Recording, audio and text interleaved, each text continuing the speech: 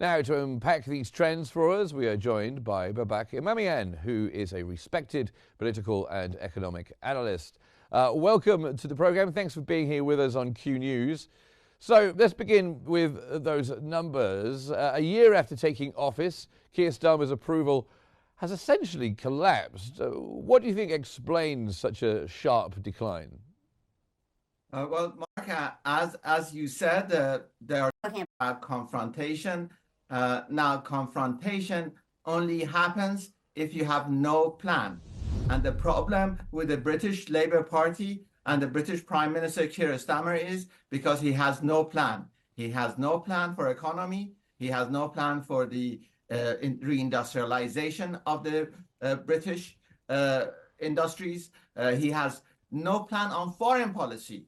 And most important thing, when you become a leader of a country, managing the country is not your priority because there is a very competent civil service there to do that.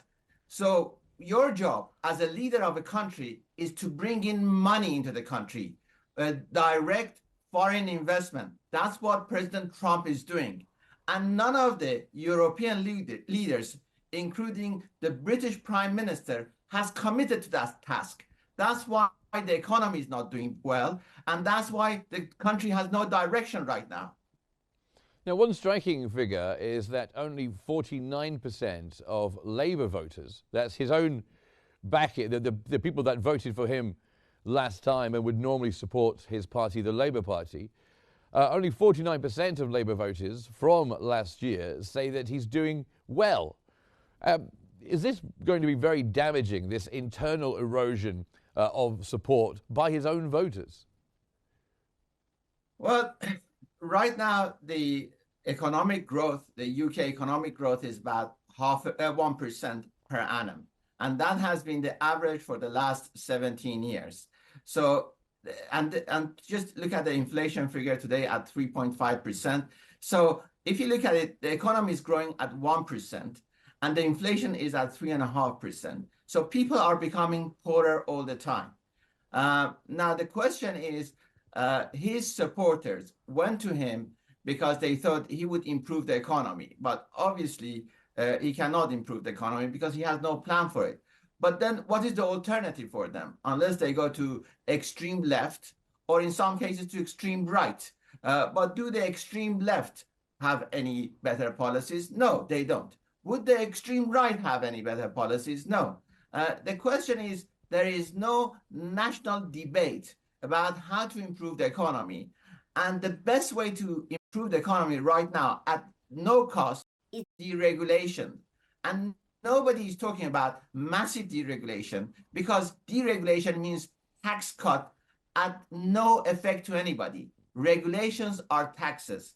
Deregulation means tax cuts. But there is no debate about that at all. But wouldn't that mean if you start slashing taxes in order to try and bring investment into the country, one of the immediate problems with that is a black hole in your finances? Of course, there's a lot of expenditure in the UK, whether it be for the health service or for education and other parts of the economy. If you turn the United Kingdom into some kind of tax haven, wouldn't that be damaging overall for the country? Well, the economy, if you look at it, we've had these debates for over 200 years. We had Adam Smith, who said a country is defined by its wealth makers. So a country without its wealth makers is nothing, is not a country. And then 100 years later, when Karl Marx said a country is its masses, so it belongs to masses. But now we understand, after actually experimenting both sides, the Adam Smith and Karl Marx, that actually a country is nothing without its wealth makers.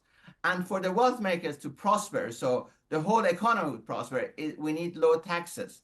Low taxes attracts wealth makers. And wealth makers are a few. They are not produced all the time. They are wealth makers are people with talents. But the left of politics portray the people who are wealth makers as selfish people, greedy people, people who are bad for the society. They have low morals. We have to get over that class war, and we have to appreciate our wealth makers, and we need a low tax economy so more people become wealth makers. And of course, they have had a problem, the Labour government have had a problem with billionaires and millionaires leaving the United Kingdom. Is this a worry for Labour if they can't attract business when one of their key their key objectives is for growth? To answer your question, is two ways. One is the Labour members of parliament. No, it's not a worry to them because they don't understand economy. They have no appreciation that we need wealth makers. Ideologically, they're not there. They don't believe in wealth makers. And they think there is that abundance of wealth there. They can tax everything, and there is unlimited resources. So just tax everything and redistribute wealth. So when it comes to actually the members of the parliament of Labour Party, no, intellectually they're not there.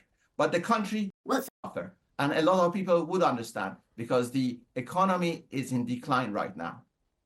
That may be, and that of course the figures bear you out to what you're saying.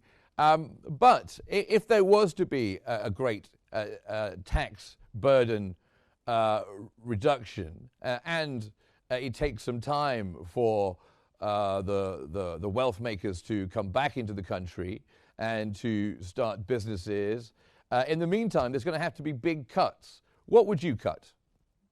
Well, the first thing I would cut is there is this institution in United Kingdom called FCA, Financial Conduct Authority, which has done nothing since 2008, but make house purchases more difficult than before, and also any transaction make it before. If we abolish Financial Conduct Authority, it would just improve the whole economy. The GDP would improve by 8%.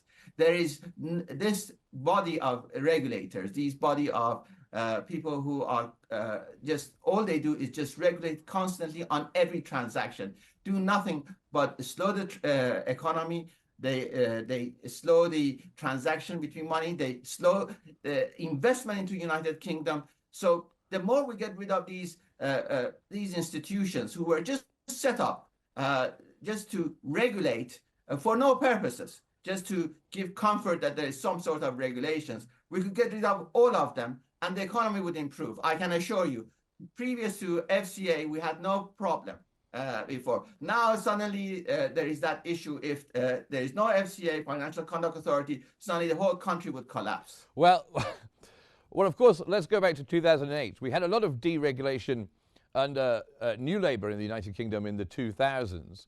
And then, of course, we had the 2008 crash and banks like the Royal Bank of Scotland being bailed out for billions and billions by the taxpayer. Is that the kind of deregulation that you'd like to see? Okay, Mark, thank you for bringing that up. First of all, the whole idea that 2008 crash happened, it was because of the rating agency, United States, that they were awarding AAA to the bonds which were like triple C or triple D or junk bonds. So there was this injection of these toxic bonds into the financial system, which caused the collapse more than anything with the rating agencies. There was that issue. But even if you look at it, the whole cost of the financial collapse in 2008 was 147 billion. We've paid more towards the Ukraine war in 2022. We paid almost as much, a lot more in COVID. So the whole issue of even if there is a massive failure, economic failure, due to deregulation, it would be in a small amount of money and recoverable. So this idea of, wow, these 2008 was a massive, no, actually, when you look at it, it was only 147 billion, much less than the Ukraine war, which is costing us, and much less than the COVID, and also in that case, Brexit also. So bailing out a few bankers isn't too much to pay. It's only a few hundred billion here and there, I guess. Let's just come to You mentioned Mark. Go ahead. You have to give me here. That's at the extreme case, by the way. That was an extreme case, and we haven't had that. The banks are self-regulators. They do extremely a good job. Now let's come to you mentioned the far right party, the Reform Party, led by Nigel Farage, who some viewers may know. He's a good friend of Donald Trump. They're ahead in the national polls. Due to the parliamentary system in the UK, it's unlikely, or it could happen, but it would be a massive ask for them to become the next government. But they haven't got a surge in popularity, and immigration is a huge issue in the UK, as it is in many parts of Europe. What would you say about the growing love for Nigel Farage and the Reform Party? Well, the only reason Nigel Farage is growing popularity is because neither the Conservative Party or Labour Party are offering any solutions to our problems. They have no new ideas, nothing. You hardly hear anything from either of them. Actually, President Trump has reshaped the geopolitics by totally concentrating on trade and prosperity. He's been doing that.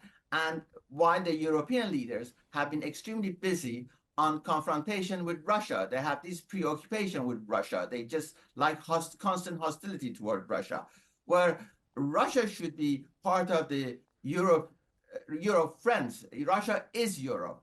And Russia is a big market for Europeans. And we want Russia to grow and become a big market for the Europe. But no, the European leaders love the hostility towards Russia because they still live with that Cold War mentality that Russia today is still the Soviet Union of 1980s and 70s, which is not true. Russia is more capitalist now, more than most of the countries. There is less regulation in Russia than it is in Europe.